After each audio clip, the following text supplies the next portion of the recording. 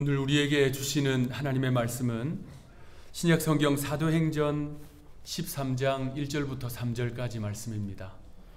사도행전 13장 1절부터 3절까지 말씀을 제가 봉독하겠습니다.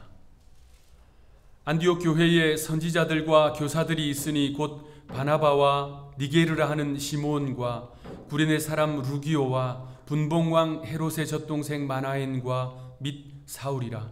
주를 섬겨 금식할 때에 성령이 이르시되 내가 불러 시키는 일을 위하여 바나바와 사울을 따로 세우라 하시니 이에 금식하며 기도하고 두 사람에게 안수하여 보내니라. 아멘. 주님의 지상 대명령을 성취하는 그 과정을 보여주는 사도행전은 크게 두 부분으로 나눌 수 있습니다. 1장부터 12장 그리고 13장부터 마지막 28장까지 두 부분으로 구분이 됩니다. 1장부터 12장까지는 우리가 지금까지 주일마다 살펴본 내용대로 성령께서 강림하셔서 예루살렘 교회가 시작되고 그리고 성령의 충만한 제자들로 말미암아 예루살렘 전역과 온 유대 지역 사마리아까지 복음이 전파된 내용을 다루고 있습니다. 그리고 이제 13장부터는 주님의 그 대명령의 마지막 단계 세계 선교가 기록되어 있습니다. 사도행전에서의 세계 선교는요, 하나님의 사람 이 바울과 그리고 안디옥 교회에 헌신이 있었기 때문에 가능했습니다. 바울이 위대한 전도자가 될 수 있었던 것은 사실 안디옥 교회의 변함없는 사랑과 동력 또 끊임없는 지지가 있었기 때문에 가능했지요. 저도 목회 생활을 해오면서 늘 느끼는 바이지만 목회자는요, 태어나는 것이 아니라 형성되는 존재, 바꾸어 말하면 만들어지는 존재라고 생각됩니다. 태어날 때부터 준비되고 훌륭하고 탁월한 목회자는 없는 것 같아요. 때로는 부족하고 때로는 연약하고 어떤 때는 좌충우돌하는데도 교회가 사랑으로 기다려주고 또 지지해주고 독력해주고 중보기도 해주면서 그가 하나님의 사람으로 빚어지고 만들어진다고 생각합니다. 지난 저의 목회 생활을 쭉 돌이켜보면 그런 것 같아요. 얼마나 교인들이 많이 사랑해 주셨는지, 때로는 많이 참아 주셨는지, 이해해 주셨는지, 기다려 주셨는지 늘 감사한 마음이 앞섭니다. 한국에서 목회했을 때도 그러하고요.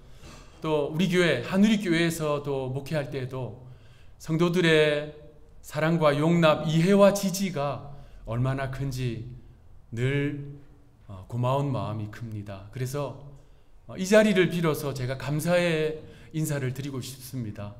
고맙습니다. 아마 사도 바울도 저와 같은 마음이었을 거예요. 여러분, 바울은 원래 교회를 잔혹하게 핍박했던 사람이잖아요. 성도들을 잡아다가 옥에 가두는 일을 하는 사람이었습니다. 그러한 그를 교회가 참아줬어요. 기다려줬어요. 이해해줬어요. 그러다 보니 그 사랑이 양분이 되어서 바울이 하나님의 사람으로 성장할 수 있었습니다. 그래서 저는 이 바울에게 있어서 교회는 어머니의 품이다 라고 말씀드리고 싶습니다. 아니, 사실 모든 그리스도인들에게 있어서 교회는 어머니의 품이에요. 그래서 저는 교회가 너무나도 중요하다라고 믿는 목사입니다. 2000년 교회사를 쭉 살펴보면요, 하나님은 당신의 구원의 역사를 교회를 통해서 써내려 가셨어요. 그것은 지금도 변함이 없습니다. 하나님께서 우리 교회를 통해서 그 놀라운 구원의 역사를 써내려 가시기를 주님의 이름으로 축원합니다. 사도 바울을 세계 선교사로 파송한 이 안디옥 교회. 안디옥 교회는 여러 측면에서 본받을 교회입니다. 지난 10월 첫 주일에 사도행전 11장을 강해하면서 이 안디옥 교회에 대해서 살펴보았지요. 예루살렘 교회가 이 유대교도들로부터 핍박을 받아서 사방으로 흩어졌습니다. 그들 가운데는 안디옥 지역, 오늘날의 터키 남부 지역까지 간 그리스도인들이 있어요. 그들은 그곳에서 복음을 전했습니다. 그랬더니 적지 않은 이방인들이 그 복음을 받아들여서 주께로 돌아왔어요. 이 소식을 들은 예루살렘 교회가 바나바를 목회자로 그곳으로 파송했습니다. 그리고 바나바는 사울을 초청해서 바울과 함께 동력하였지요. 그렇게 시작된 최초의 이방인 교회, 이 안디옥 교회. 그 안디옥 교회는요, 동굴에서 예배드리는 동굴교회였습니다. 번듯한 건물이 있었던 것이 아니었지요. 그렇게 어려움 가운데 있었지만 예루살렘 교회가 흉년으로 인해서 고난 가운데 있지야 이 안디옥 교회 성도들은 온 힘을 다해서 구제 헌금을 모아서 예루살렘 교회를 도왔습니다. 그렇게 훌륭한 성도들을 보면서 안디옥 지역에 있는 그 사람들이 그 안디옥 교회에 있는 성도들을 보고 이전에 없었던 새로운 호칭으로 그들을 불렀지요. 무엇입니까? 그리스도인, 크리스찬. 저들은 그리스도인이다. 그리스도의 것이다. 그리스도의 사람이다. 라고 불렀던 거예요. 그러니까 오고 오는 세대 속에서 예수를 구주로 고백하면서 믿음의 길을 걷고 있는 사람들이 듣게 될 그 존귀한 호칭, 그리스도인. 이 호칭을 최초로 받았던 사람들이 바로 안디옥 교회 성도들입니다. 오늘 본문을 보니까 드디어 이 안디옥 교회가 사도 바울을 세계 선교사로 파송합니다. 1절에 보니까 그 안디옥 교회의 지도자들, 일꾼들이 누구인지 소개해 주고 있습니다. 우리 1절 함께 읽어보겠습니다. 시작. 안디옥 교회에 선지자들과 교사들이 있으니 곧 바나바와 니게르라 하는 시므온과 구레네 사람 루기오와 분봉왕 헤롯의 젖동생 마나엔과 및 사울이라. 바나바, 시므온, 루기오, 마나엔, 사울. 이들은 안디옥 교회의 신실한 일꾼들이었습니다. 바나바는 원래 예루살렘 교회의 지도자였지요. 그는 구브로, 그러니까 사이프러스 섬 출신입니다. 그의 본래 혈통은 레위 지파입니다. 본명은 요셉. 그가요, 어떤 계기로 예루살렘 교회로 들어왔습니다. 그리고 자신의 밭을 팔아서 교회에 드리는 것으로 헌신의 삶을 시작합니다. 예루살렘 교회에 의해서 그는 독보적인 존재였어요. 12사도와 비견될 정도로 아주 탁월한 하나님의 사람이었습니다. 그런 그의 이 히브리식 이름, 유대식 이름 바나바. 바나바의 뜻은 권면하는 아들, 위로하는 아들, 권위하는 아들이라는 거죠. 그의 그 이름대로 사울이 다메섹에서 예수님을 만나 회심을 했는데 여전히 사도들은 그를 두려워했잖아요. 그래서 그가 직접 가서 사울의 손을 이끌고 예루살렘 교회로 데리고 왔습니다. 그래서 사울과 예루살렘 교회 12사도들의 교제의 문을 열어줬지요. 사울이 교회 생활을 할 수 있도록 이끌어 주었다는 것입니다. 오늘 본문에서 이 바나바는 지금 안디옥 교회의 목회자입니다. 두 번째 인물인 시므온. 이 시므온에 대해서는 이런 표현이 붙어 있습니다. 니게르라 하는 시므온. 이 니게르라는 말은 흑인이란 뜻이에요. 그러니까 흑인 시므온. 이 흑인 시몬에 대해서는 그가 누구인가에 대해서 교회는 전통적으로 두 가지 해석을 내놓습니다. 첫 번째는 제가 지난 사도행전 8장을 다룰 때 말씀드린 인물이에요. 초대교회 집사 빌립에게 전도를 받고 세례를 받았던 에티오피아의 고위 관료. 그가 이 빌립으로부터 복음을 듣고 에티오피아로 돌아가서 그곳에서 복음을 전파하고 다시 안디옥 지역으로 와서 교회의 지도자가 되었다. 그를 가리켜서 팔라샤라고 부른다고 했지요. 피부가 검은 유대인들. 그가 오늘 본문에 니게르 시몬이다라고 해석하는 견해가 있습니다. 또 한 견해는 이 복음서에요. 예수님께서 이제 고난 당하시고 십자가를 짊어지시고 골고다로 가셨어요. 그런데 그곳에 예수님을 따르는 무리들이 많았습니다. 구경꾼도 있었고요. 예수님을 따르는 제자들도 있었어요. 그때 로마 군병이 그 따르는 무리 중에 한 명에게 억지로 예수님의 십자가를 지웁니다. 누가복음 23장에는 그를 가리켜서 구레네 사람 시몬이라고 불러요. 그 구레네가 어디냐면요, 북아프리카의 오늘날의 리비아에 있는 지역입니다. 그러니까 피부가 까만 사람이지요. 구레네 시몬은 피부가 까만 사람이었어요. 흑인이었다는 말입니다. 그래서 그 구레네 시몬이 오늘 본문에 니게르라 하는 시몬이다라고 해석하기도 합니다. 그 둘 중에 어떤 사람인지 우리는 나중에 천국 가서 직접 확인해 볼 것입니다. 세 번째 인물은 루기오예요. 이 루기오가 누구인지에 대해서도 교회는 몇 가지 해석을 내놓습니다. 누가복음과 우리가 살펴보는 이 사도행전의 저자 누가일 것이다. 이름이 비슷하잖아요. 누가, 루기오. 다른 견해는요, 이 로마서 16장 21절에 사도 바울의 친척 누기오라는 인물이 등장해요. 우리 한글 성경에는 루기오, 누기오 다르지만 헬라어 원문은 똑같습니다. 그래서 이 루기오는 사도 바울의 친척일 것이다 라고 해석하기도 합니다. 그런데 오늘 본문에 보니까 이 루기오에 대해서 구레네 사람이라고 하는 단서가 붙어 있어요. 제가 조금 전에 말씀드린 것처럼 구레네는 북아프리카 리비아 지역입니다. 그러니까 이 루기오가 그곳에서 태어났어요. 리비아에서 태어났는데 어떤 계기로 육로로 1500마일 이상 되는 지금 오늘 본문의 이 현장 터키 남부 지역에 있는 안디옥까지 왔습니다. 그러면서 그가 사도 바울과 바나바와 함께 안디옥 교회를 창립한 창립 멤버예요. 그리고 교회에서 충성되게 헌신하는 일꾼이 되었습니다. 네 번째 인물은 마나엔입니다.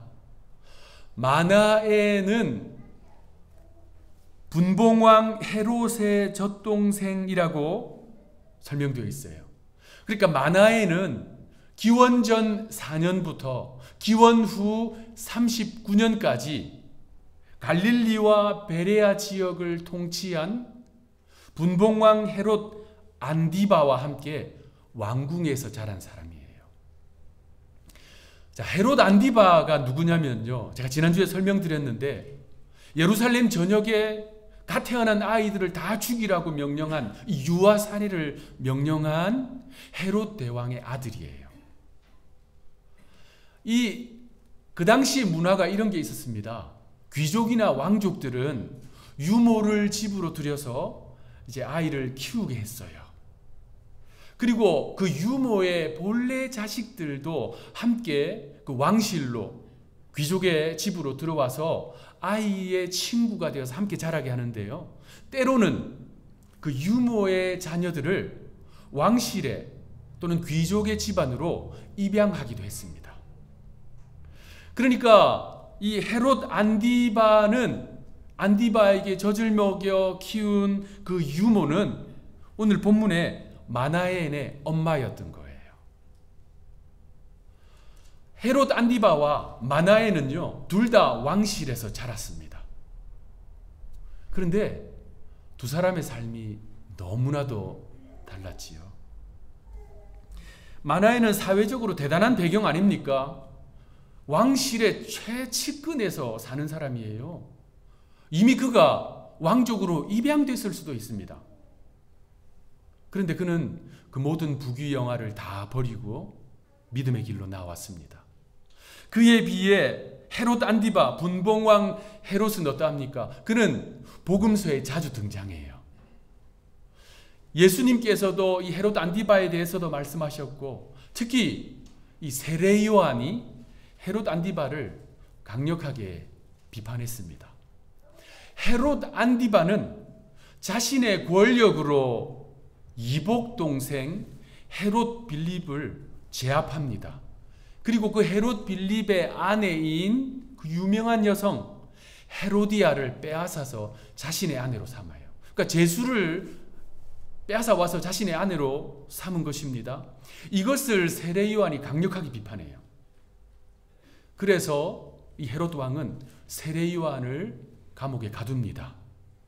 그리고 그 이유는 여러분들이 잘 아시는 것처럼 목을 베어서 순교시킵니다.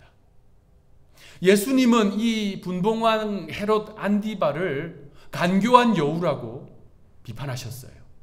그리고 예수님은 이 헤롯 안디바에게 체포되셔서 신문을 받으십니다. 그리고 신문 후에 본디오 빌라도에게 예수님을 보내어서 판결받고 죽게 만든 사람이 바로 이 분봉왕 헤롯 안디바예요.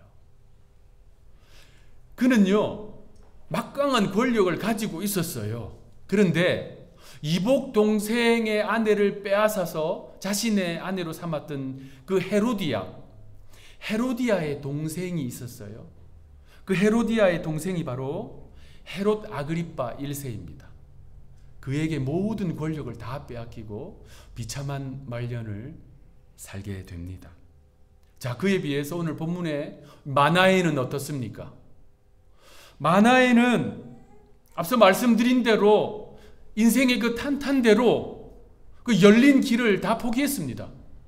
그리고 복음과 함께 고난받기 위해서 지금 이 열악한 안디옥 교회로 나온 거예요. 마치 모세가요, 애굽의 왕실에서 누릴 수 있는 모든 것을 포기하고 자신의 백성과 함께 그 고난의 길인 광야의 길, 출애굽의 길을 선택한 것과 동일한 것입니다. 여러분, 한 어머니의 젖을 먹고 자란 두 사람의 삶이 이렇게도 판이하게 달랐다는 것입니다.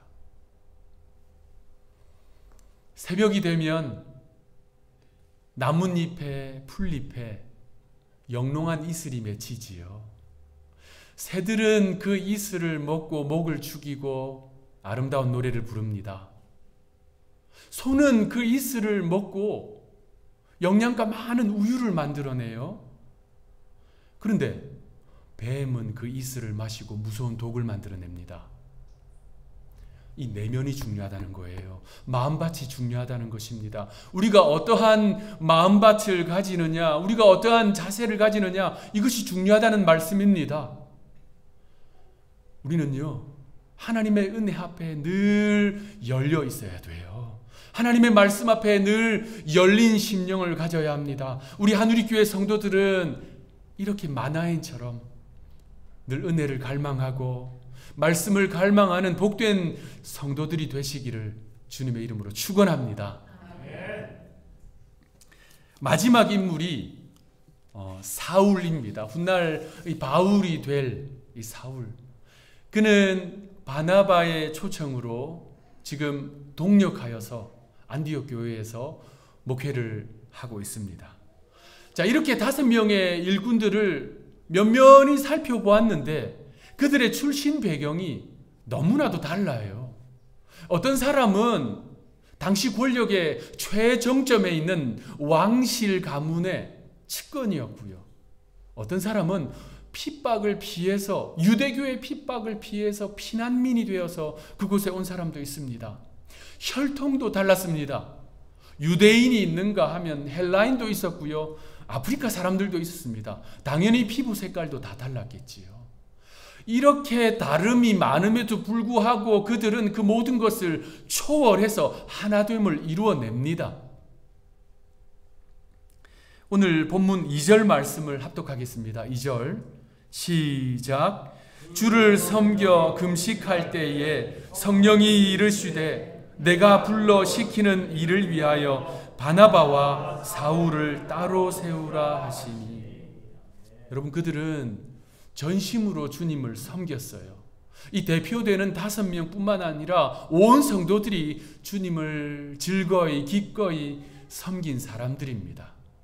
오늘 이 본문에 주를 섬겨라고 되어 있는데요, 여기 섬겼다는 표현이 헬라어 원래 뜻은 봉사했다라는 말입니다. 그러니까 이 5명을 비롯해서 안디옥 교회 성도들은 열심히 봉사했어요. 무슨 봉사했겠습니까? 교회 안에서 여러 직분을 따라서, 여러 사역을 따라서 열심히 봉사했다라는 말입니다. 여러분, 주님을 섬기는 것이요, 복잡하고 어려운 것이 아닙니다. 주님을 섬기는 가장 기본적이고도 가장 중요한 것은 뭐냐면요, 주의 몸된 교회에서 신실하게 헌신되게 섬기는 거예요.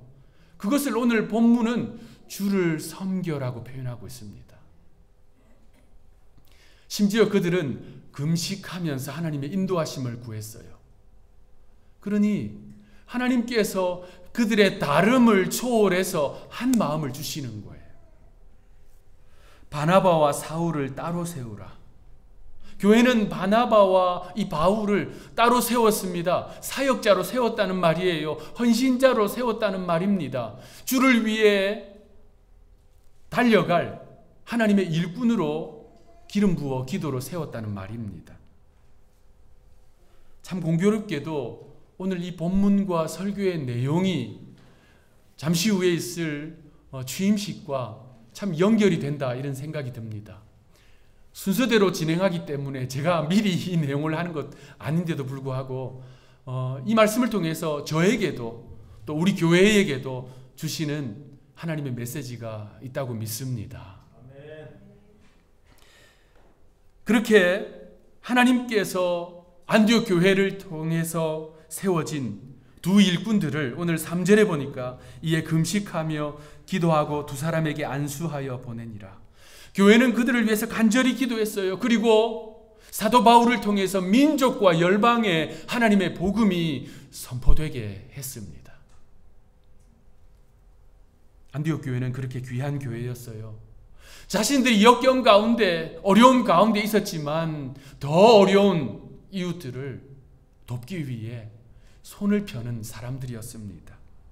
세상으로부터 저들은 그리스도인들이야 라고 하는 존귀한 호칭을 듣는 성도들이었어요. 서로 다름이 있음에도 불구하고 성령 안에서 하나됨을 이루어내는 교회였습니다. 주의 몸된 교회에서 헌신하고 봉사하고 희생하면서 교회를 일으켜 세운 성도들로 이루어진 교회였습니다.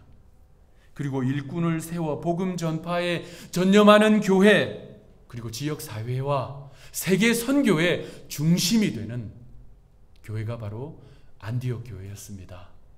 저는 기도합니다. 사모합니다. 우리 교회가 이러한 교회가 되기를 간절히 바랍니다.